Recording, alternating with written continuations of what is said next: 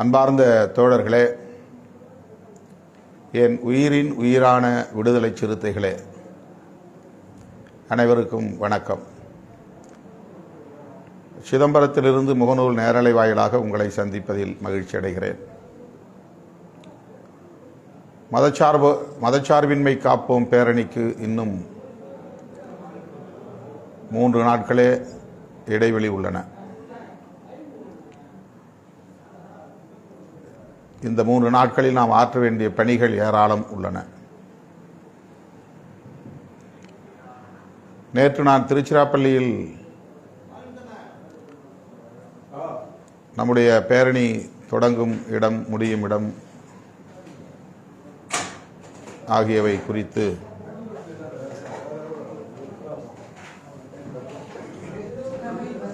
இயக்கத் தோழர்களோடு, முன்னணி தோழர்களோடு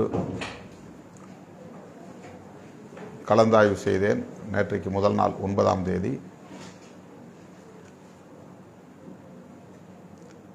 அது தொடர்பாக சில தகவல்களை உங்களோடு நான் பகிர்ந்து கொள்ள விரும்புகிறேன்.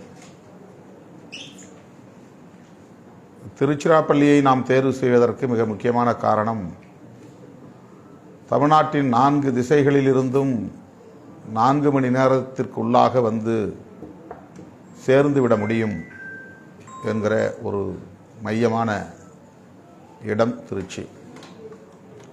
அதிகபட்சம் 5 அல்லது 6 மணி நேரத்திற்குள்ளாக வந்துவிட முடியும். கன்னியாகுமரியிலிருந்து திருச்சிராப்பள்ளிக்கு வருவதுதான் அதிகபட்சம் நீண்ட தூரம். சென்னையிலிருந்து 5 அல்லது 5.5 மணி நேரத்திற்குள்ளாக வந்துவிட முடியும்.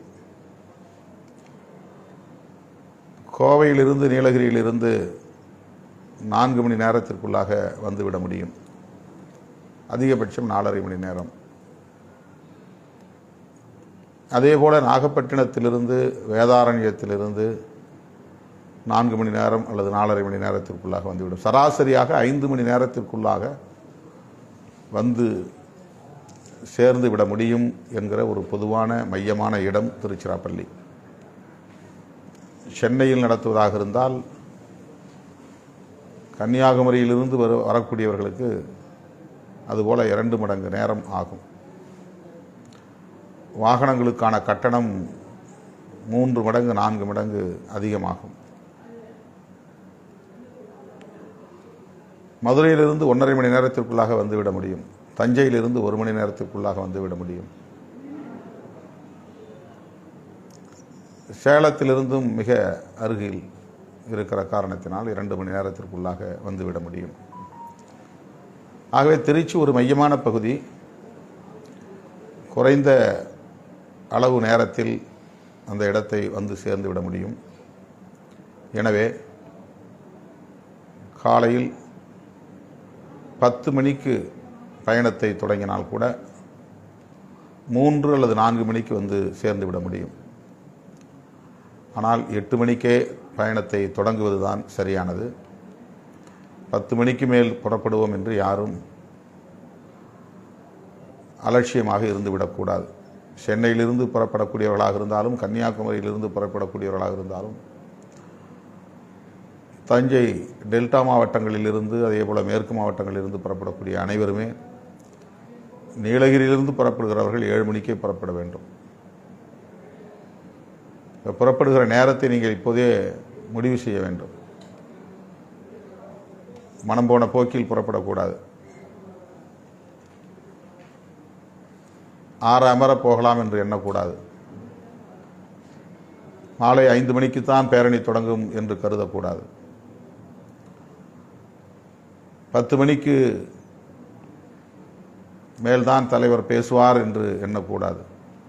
இது வெறும் பேரணி, மாநாடு அல்ல. 7 மணிக்கு தொடங்கி 12 மணிக்கு முடிக்க கூடிய நிகழ்ச்சி அல்ல. சரியாக 3 மணிக்கெல்லாம் நாம் திருச்சிராப்பள்ளியிலே குவிய வேண்டும் என்று திட்டமிட்டால்தான் 4 மணிக்காவது வந்து சேர முடியும். 4 மணிக்கு மேல் திருச்சிக்கு வருவதிலே எந்த பயனும் இல்லை. 4 மணிக்குள்ளாக வந்து சேர வேண்டும். உங்கள் தூரத்தையும் நேரத்தையும் நீங்கள் கணக்கிட்டுக் கொள்ள வேண்டும். திருச்சியை நெருங்க நெருங்க போக்குவரத்து நெரிசல் கூடலாம். நம்முடைய வண்டிகளே நமக்கு முன்னால் மெல்ல ஊர்ந்து போகும். ஆகவே எவ்வளவு ஏர்லியராக, அதாவது முன்கூட்டியே புறப்பட முடியுமோ அவ்வளவு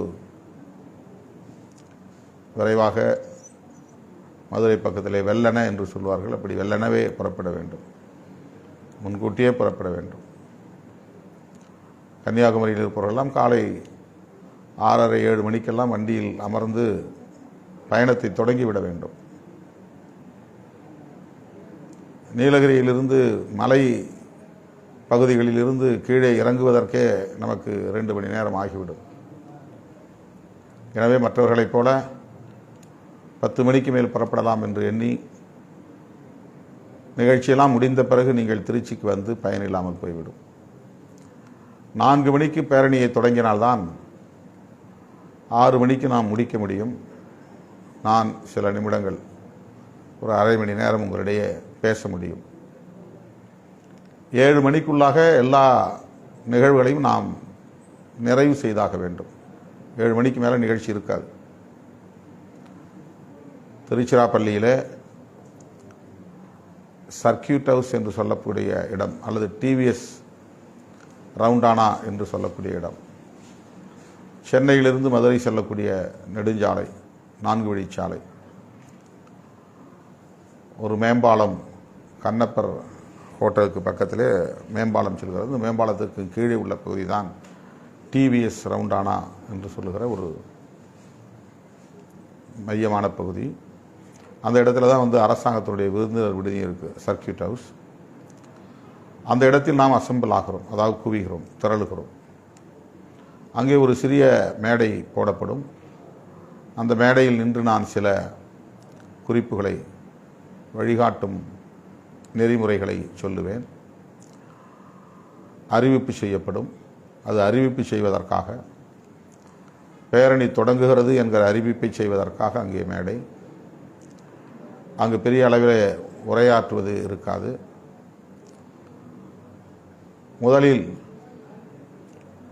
நாம் தலைமையிலிருந்து நம்முடைய தோழர்கள் தயார் செய்யக்கூடிய ஒரு 3 அலங்கார ஊர்தி, அரசியல் அமைப்பு சட்டத்தின் முக்கியத்துவத்தை உணர்த்தக்கூடிய ஊர்தி, அது முன்னால் செல்லும். அதற்கு அடுத்தபடியாக கோட் சூட்டு அணிந்த தோழர்கள், ஆண்களாக இருந்தாலும் பெண்களாக இருந்தாலும் முன்கூட்டியே வந்துவிட வேண்டும். அவர்கள் முதலில் அலங்கார ஊர்திக்கு அடுத்து அணிவகுத்து நிற்க வேண்டும். முழுமையாக கோட் சூட் அணிந்து வர வேண்டும். வெள்ளை சட்டை, சிவப்பு நிற டை.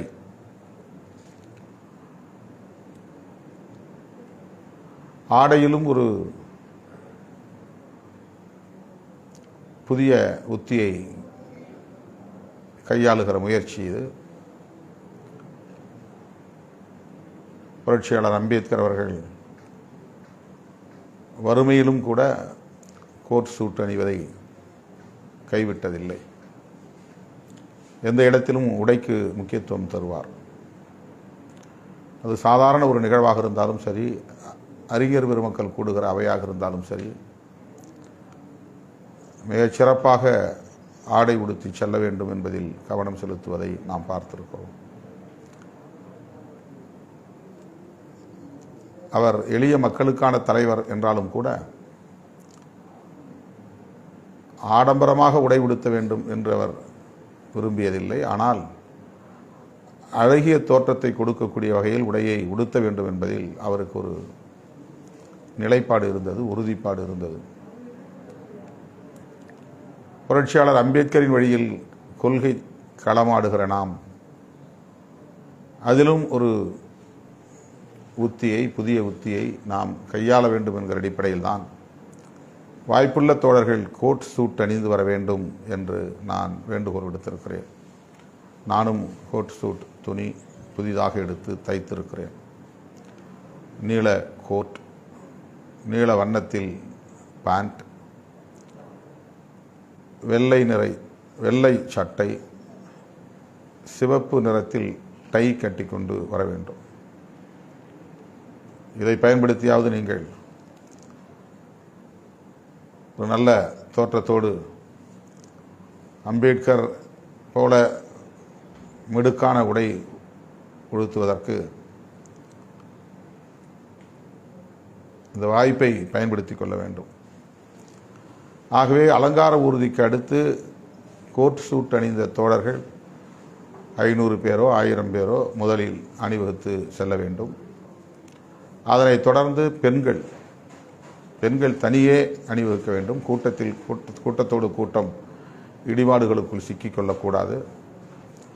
பெண்கள் தனியே வந்து நிற்க வேண்டும். அந்த இடத்திலே டிவிஎஸ் ரவுண்டானா பக்கத்தில் தனியே அணிதிரள வேண்டும்.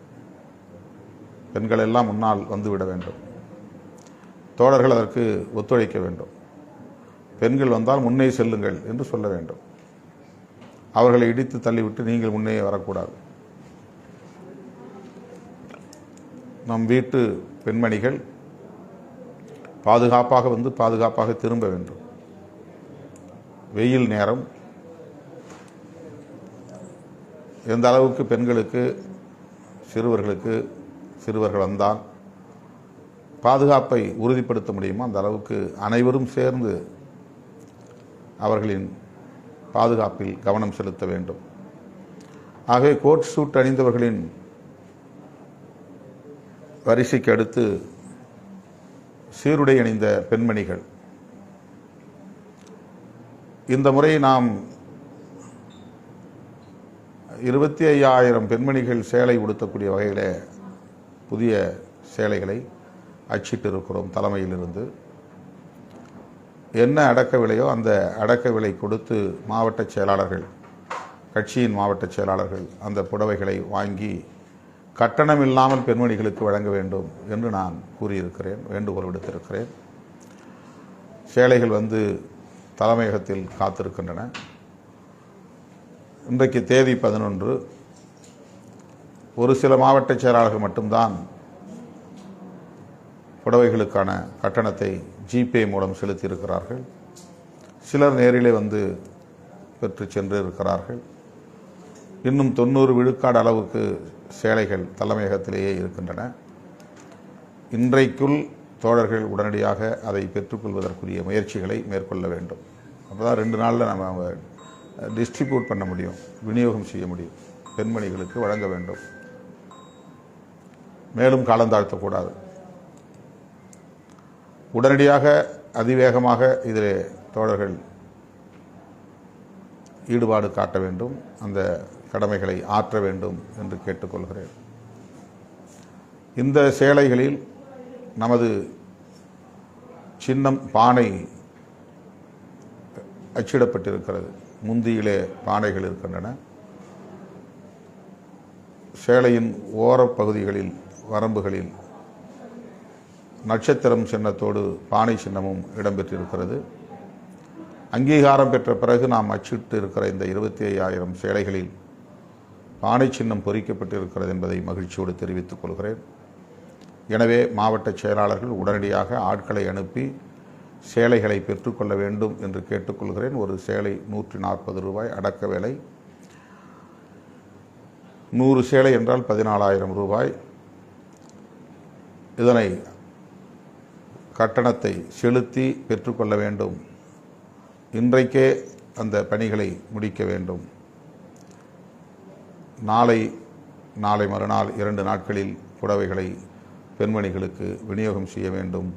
அவர்களுக்கென்று தனியே வண்டிகளை முன்பதிவு செய்து பெண்கள் மட்டும் வரக்கூடிய வண்டிகள் ஏற்பாடு செய்ய வேண்டும். ஒரு வண்டியிலே பெண்கள் மட்டும், இந்த பகுதியிலிருந்து 2 பேருந்துகளில் பெண்கள் வருகிறார்கள், 150 பேர் அல்லது 120 பேர் என்கிற வகையில் இந்த மாவட்டத்தின் பெயரை பொருத்தி வண்டிகள் வர வேண்டும். இந்த வண்டிகளை சென்னை மதுரை நெடுஞ்சாலையில்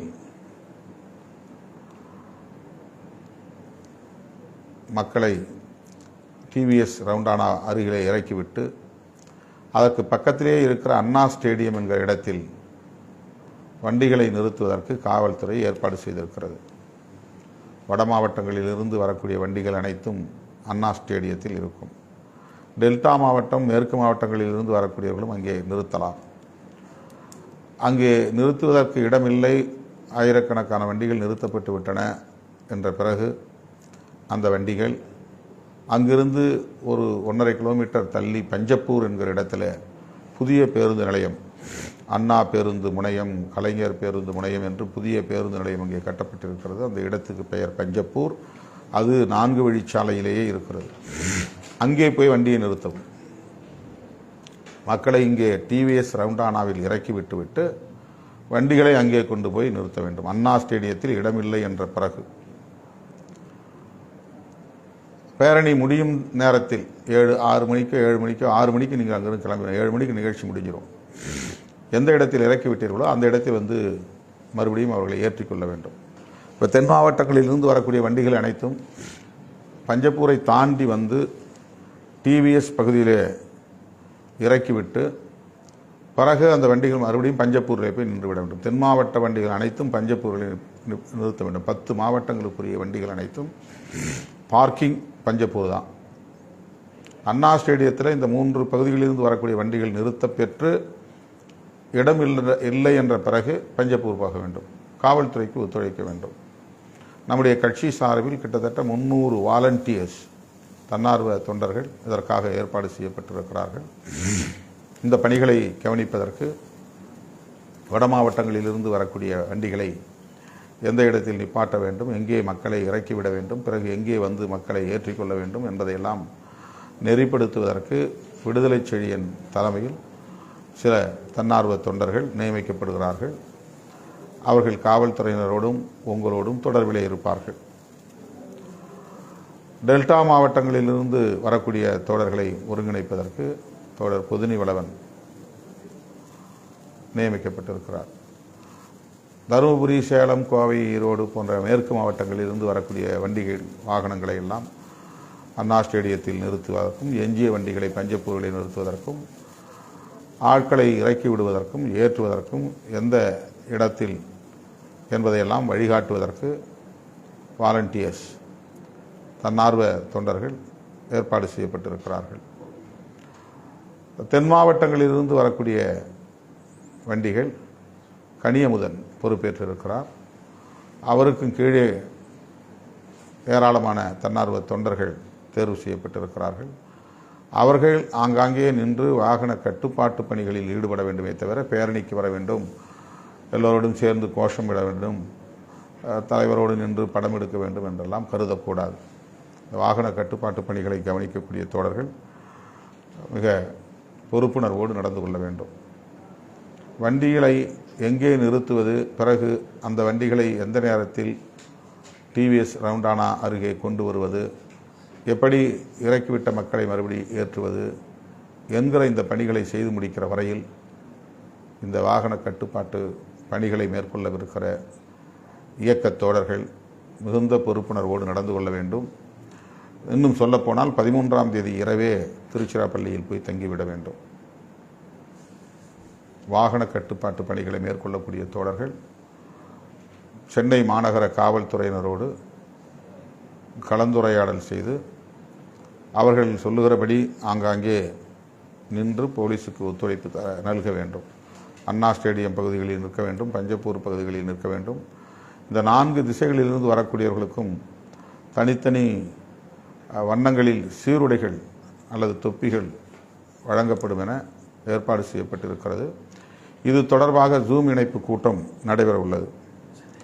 இது தொடர்பாக ஜூம் இணைப்பு கூட்டம், வாகன கட்டுப்பாட்டு பணிகளை மேற்கொள்வதற்கென்று இந்த 4 பேர் உள்ளடங்கிய தலைமை செயலாளர்கள், இந்த பேரணி ஒருங்கிணைப்பு குழுவை சார்ந்தவர்கள் ஜூம் இணைப்பு கூட்டத்திலே இன்றைக்கு மாலை பங்கேற்க வேண்டும்.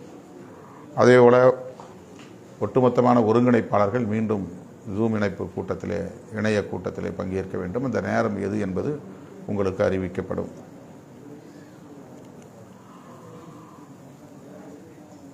எல்லா மாவட்டங்களிலிருந்தும் மாவட்ட செயலாளர்கள் மற்றும் முன்னணி பொறுப்பாளர்கள் வண்டிகளை முன்பதிவு செய்வதிலே கூடுதல் கவனம் செலுத்த வேண்டும். பெரும்பாலும் அரசு பேருந்துகளில் வருவதற்கு முயற்சிக்க வேண்டும். அரசு பேருந்துகளுக்கு உரிய கட்டணத்தை செலுத்தினால் அவர்கள் அதற்கு தயாராக இருப்பார்கள். அந்தந்த பகுதிகளில் உள்ள பணிமனை பொது மேலாளர் அல்லது நிர்வாக மேலாளர், நிர்வாக இயக்குனர், எம்டி அவர்களை மாவட்ட செயலாளர்களோ மாநில பொறுப்பாளர்களோ சந்தித்து இத்தனை வண்டிகள் எங்களுக்கு தேவை என்று சொன்னால் எந்த அளவுக்கு அவர்களால் வண்டிகளை ஒதுக்க முடியுமோ ஒதுக்குவார்கள். அதற்குரிய கட்டணத்தை நாம் முன்கூட்டியே கட்டிவிட வேண்டும். எனவே வண்டிகளை ஏற்பாடு செய்வதே தோழர்கள் இந்த 2 நாட்களில் கூடுதல் கவனம் செலுத்த வேண்டும். மாவட்ட பொறுப்பாளர்களும் மாநில பொறுப்பாளர்களும் ஒருங்கிணைப்பாளர்களும் இதில் கூடுதலாக கவனம் செலுத்த வேண்டும் என்று கேட்டுக்கொள்கிறேன். பிளக்கார்ட்ஸ், கொடி அல்லது மஃப்ளர் இதிலும் தோழர்கள் உரிய ஏற்பாடுகளை செய்ய வேண்டும். சேவ் செக்யூலரிசம் என்று ஆங்கிலத்திலே பிளக்கார்ட்ஸ், அட்டை, மதச்சார்பின்மை காப்போம், மக்கள் ஒற்றுமை வளர்ப்போம் என்கிற முழக்கங்கள் அடங்கிய முழக்க அட்டைகள். பிளக்கார்ட்ஸ்னா முழக்க அட்டைகள். அரசமைப்பு சட்டத்தை பாதுகாப்போம், மதச்சார்பின்மையை பாதுகாப்போம். இந்த முழக்கங்கள் விண்ணதிர ஒலிக்கப்பெற வேண்டும். இந்திய அளவில் தாக்கத்தை ஏற்படுத்த வேண்டும். இதன் அடிப்படையில் தான் அரசியல் கட்சிகள் இயங்க வேண்டும் என்கிற உணர்வை ஊட்ட வேண்டும். மதச்சார்பின்மைக்கு ஆதரவாளர்கள், மதச்சார்பின்மைக்கு எதிரானவர்கள் என்கிற அடிப்படையில் அரசியல் அரங்கை இரு துருவங்களாக நாம் பிரிக்க வேண்டும். அதற்கு நம்முடைய பேரணி ஒரு தூண்டுகோலாக அமைய வேண்டும். எனவே பிளக்கார்ட்ஸ், முழக்க அட்டைகளை தோழர்கள் தயார் செய்ய வேண்டும். நீலச்சட்டை அணிந்து வர வேண்டும் என்கிற கோரிக்கையை ஏற்கனவே சொல்லியிருக்கிறேன். கோட் சூட்டு அணிய முடியாத அத்தனை பேரும் நீலச்சட்டை அணிந்து வர வேண்டும். நீல பேண்ட் தேவையில்லை. கருப்பு பேண்ட் அல்லது வேறு எந்த பேண்ட் என்றாலும் பிரச்சனை இல்லை. டார்க் கலர் பேண்ட், நீல வண்ணம். நீல வண்ணங்கிறது டார்க்காக இருக்கக்கூடாது. நம்முடைய நீல வண்ணம் வானத்தில் உள்ள நீல வண்ணம், ஸ்கை ப்ளூ. நீலச்சட்டை வாங்காதவர்கள் உடனடியாக நீலச்சட்டை வாங்க வேண்டும்.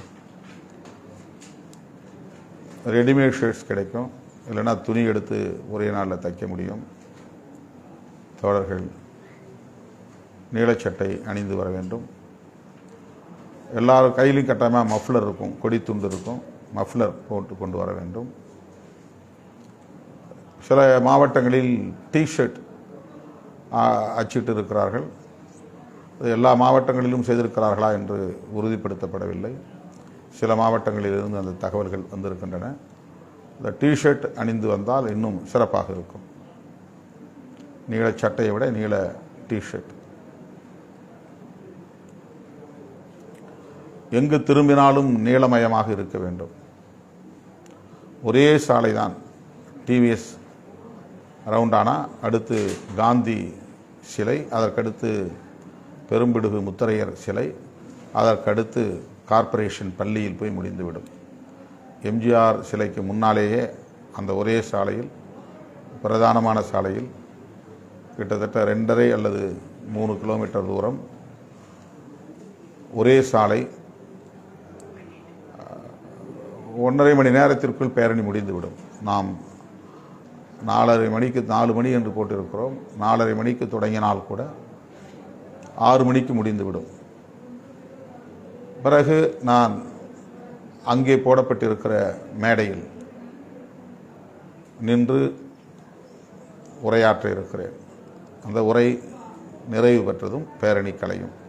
அதே சாலையில் திரும்பச் சென்று அந்த டிவிஎஸ் ரவுண்டானாவிடமே போய் நின்றால் அத்தனை வண்டிகளும் பஞ்சப்பூரிலிருந்தும் அண்ணா ஸ்டேடியத்திலிருந்தும் அந்த இடத்திற்கு வந்து உங்களை ஏற்றிக்கொண்டு சென்னை மார்க்கத்தில் போகிறவர்கள், கோவை மார்க்கம் போகிறவர்கள், டெல்டா தஞ்சை திருவாரூர் பக்கம் போகிறவர்கள் அனைவரும் அந்த பகுதியாக போய்விட முடியும். தென் மாவட்டங்களிலிருந்து வந்தவர்கள் மறுபடியும் டிவிஎஸ் ரவுண்டானில் வந்து மக்களை ஏற்றிக்கொண்டு பஞ்சப்பூர் வழியாக மதுரைக்கு சென்றுவிட முடியும். எனவே இதை உங்கள் மனதிலே இருத்தி கொள்ள வேண்டும். கட்டுப்பாடு மிக அவசியம். குடிநீர் கைகளில் இருக்க வேண்டும். ஆங்காங்கே குடிநீருக்கு ஏற்பாடு செய்கிறோம். 3-4 இடங்களில் குடிநீர் லாரி நிறுத்தப்படும். திருச்சி மாநகராட்சி அந்த கோரிக்கையை வைத்திருக்கிறோம். மாநகராட்சி சார்பிலே குடிநீருக்கான வண்டிகள் ஏற்பாடு செய்யப்படும். பெண்களுக்கு 3-4 இடங்களில் மொபைல் டாய்லெட் ரொம்ப அவசரம் என்று கருதக்கூடியவர்களுக்கு நம்முடைய வண்டி மொபைல் டாய்லெட் நிற்கும். 2 புறத்துலையும் நிற்கும். அந்த சாலையில் 3 அல்லது 4 இடங்களில் 6 இடங்களில் என்று கருதுகிறேன் 6 மொபைல் டாய்லெட் ஏற்பாடு செய்யப்பட்டிருக்கிறது. அதேபோல் மருத்துவ குழுவின் சார்பில் ஆம்புலன்ஸ் 3 ஆம்புலன்ஸ் என்று கருதுகிறேன் 3 இடங்களிலோ 4 இடங்களிலோ ambulance with medicines first aid முதலுதவி செய்யக்கூடிய வகையில் மருந்துகளோடு மருத்துவ குழு மருத்துவர் சேகர், மருத்துவர் ஜான் பூபதி உள்ளிட்ட தோழர்கள் அந்த பணியை மேற்கொள்கிறார்கள். மருத்துவர் ஆனந்த் ஆகியோர் நமக்கு உதவ முன்வந்திருக்கிறார்கள். இதெல்லாம் நமக்கு அவைலபிள், அதாவது இந்த வசதிகள் ஏற்பாடு செய்யப்பட்டிருக்கின்றன என்பதை நீங்கள் மனதிலே வைத்துக் கொள்ள வேண்டும். நம்முடைய மருத்துவ குழு எண்கள் உங்களுக்கு வழங்கப்படும். ஒரு இடத்துல உடனே உங்களுக்கு மருத்துவ உதவி தேவைப்படுகிறது என்றால் அந்த மருத்துவர் குழுவுக்கு நீங்கள் தொடர்பு கொள்ளலாம். குடிநீர் ஏற்பாடு செய்யப்பட்டிருக்கிறது. டாய்லெட் வசதி ஏற்பாடு செய்யப்பட்டிருக்கிறது. இதற்கென அமைக்கப்பட்டிருக்கிற குழுக்கள் ஏற்கனவே என்னுடைய முகநூலில் அறிவிக்கப்பட்டிருக்கின்றன. அவர்களை தொடர்பு கொள்வதற்கான எண்களும் அதிலே இடம்பெற்றுள்ளன. ஆகவே தோழர்கள், மாவட்ட பொறுப்பாளர்கள், குறிப்பாக மாவட்ட செயலாளர்கள் இது தொடர்பான விழிப்புணர்வை பெற வேண்டும். உங்களுக்கு குடிநீர் வேண்டுமா, அதை தொடர்பு கொள்ள திருச்சி மாநகர் மன்ற உறுப்பினர் பிரபாகரன், அவர் அந்த மாநகராட்சியில் உறுப்பினராக இருக்கார். அங்கே திருச்சி மாவட்டத்தில் மாவட்ட பொறுப்பாளர்களாக இருக்காங்க. அந்த குழு உங்களுக்கு உதவி செய்யும். பேரணி ஒருங்கிணைப்பு குழு அங்கே திருச்சிராப்பள்ளியிலேயே நாளையிலிருந்து தங்குகிறார்கள். இன்றைக்கு இரவே போகிறார்கள். 12, 13, 14 3 நாட்கள் பேரணி ஒருங்கிணைப்பு குழு பாவரசு, பன்னியரசு, பாலசிங்கம் ஆகிய தோழர்கள் உள்ளடங்கிய 13 பேர் கொண்ட குழு அவர்கள் திருச்சிராப்பள்ளியிலேயே தங்குகிறார்கள். எனவே அவர்களையும் நீங்கள் தொடர்பு கொள்ளலாம். தேர்தல் பணிகள் தொடங்கி சூடுபிடிக்க ஆரம்பித்து விட்டன. பெரிய கட்சிகள் அதற்கு தயாராகி கொண்டிருக்கிறார்கள். கூட்டணி மற்றும் கூட்டணி பேச்சுவார்த்தை ஆகியவையும் இப்போது தொடங்கும் நிலையில் உள்ளன. நாம் இந்த நேரத்தில் கூடுகிறோம். இது தேர்தலுக்கானது அல்ல, தேசத்திற்கானது, மக்களுக்கானது, அரசமைப்பு சட்டத்திற்கானது. அரசமைப்பு சட்டத்தின் உயிர்மூச்சு கோட்பாடான மதச்சார்பின்மைக்கானது. மதச்சார்பின்மை என்பதுதான் இந்தியாவின் மையப்பொருளாக இருக்கிறது, விவாதத்திற்குரிய மையப்பொருளாக இருக்கிறது. பாரதிய ஜனதா எழுச்சி பெற்ற பிறகு மதச்சார்பின்மை என்பது கேள்விக்குறியாக மாறி இருக்கிறது. பாரதிய ஜனதா வளர்ச்சி பெற்ற பிறகு அரசமைப்பு சட்டத்தின் பாதுகாப்பு கேள்விக்குறியாக மாறி இருக்கிறது. அரசமைப்பு சட்டத்தின் பாதுகாப்பு என்று சொன்னால் பல முரண்கள் இருந்தாலும் கூட முதன்மையான முரண்பாடு, அடிப்படையான முரண்பாடு மதச்சார்பின்மை தொடர்பானது தான். பாரதிய ஜனதாவும் அதன் தலைமையிலான கட்சிகளும் மதச்சார்பின்மைக்கு எதிராக இயங்குகின்றன. காங்கிரசும் அதன் தலைமையிலான கூட்டணி கட்சிகளும் மதச்சார்பின்மையை பாதுகாப்பதற்காக போராடுகின்றன. இந்த அரசியலை இருதுருவ அரசியலாக மாற்றுவதில் விடுதலை சிறுத்தைகள் பெரும்பங்கு ஆற்றி வருகிறது. புரட்சியாளர் அம்பேத்கர் அவர்கள் உருவாக்கிய அரசமைப்பு சட்டத்தின் முதன்மையான கோட்பாடுகளில் மிகவும் முதன்மையானது மதச்சார்பின்மை. மதச்சார்பின்மை என்பதுதான் இன்றைக்கு பேசுபடு பொருளாக மாறியிருக்கிறது. எனவே தான் அதை நாம் கூர்மைப்படுத்துகிறோம், அதை நாம் முதன்மைப்படுத்துகிறோம், அதன் தொடர்பான உரையாடல்களை நாம் தீவிரப்படுத்துகிறோம். அப்போதுதான் ஜனநாயக சக்திகளை இன்னும் துணிவாக வெளியே கொண்டு வர முடியும், அவர்களை ஒருங்கிணைக்க முடியும், ஓரணியில் திரட்ட முடியும் என்கிற நம்பிக்கையில் நாம் இந்த முயற்சியை மேற்கொள்கிறோம்.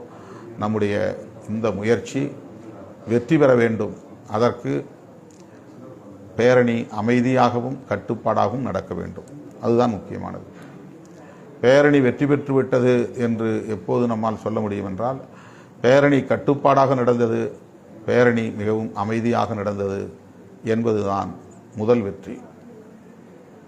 பேரணியில் இத்தனை லட்சம் பேர் திரண்டார்கள் என்பது இரண்டாவது தான். பேரணியில் இந்த அரசியல் முதன்மைப்படுத்தப்பட்டது என்பதும் அதிலே முதன்மையானது. ஆனாலும் அமைதியாகவும் கட்டுப்பாடாகவும் நடந்தது என்பதுதான் எல்லாவற்றிலும் முதன்மையானது என்பதை மறுபடியும் நான் சொல்ல கடமைப்பட்டிருக்கிறேன். ஆகவே பயணிக்கிற போதும் பாதுகாப்பில் கவனம் வேண்டும். திரும்புகிற போதும் சரி, திருச்சிக்கு வருகிற போதும் சரி, திருச்சியிலிருந்து திரும்புகிற போதும் சரி, வேகம் மிக குறைவாக இருக்க வேண்டும், விவேகம் கூடுதலாக இருக்க வேண்டும். பாதுகாப்பாக பயணித்தோம் என்பதையும் பதிவு செய்ய வேண்டும். ஒருவருக்கு கூட பயணத்தில் எந்த பாதிப்பும் நேர்ந்து விடக்கூடாது. எந்த இடத்திலும் வண்டியை நிறுத்திவிட்டு உணவு அருந்தினோம், குடிநீர் அருந்தினோம், தேநீர் அருந்தினோம், அதனால் ஒரு இடத்திலே பிரச்சனை உருவானது என்கிற இடத்திற்கு நாம் வாய்ப்பளித்து விடக்கூடாது. அப்படி ஒரு சூழலுக்கு இடமளித்து விடக்கூடாது.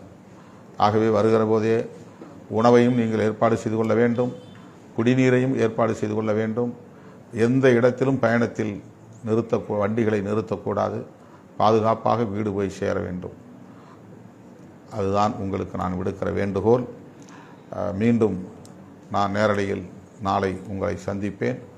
இப்போதைக்கு இந்த அளவிலே என்னுடைய கருத்துக்களை பகிர்ந்து கொண்டதில் மகிழ்ச்சி அடைகிறேன். சந்திப்போம். திருச்சியில் திரளுவோம், திருப்புமுனை உருவாக்குவோம். நன்றி.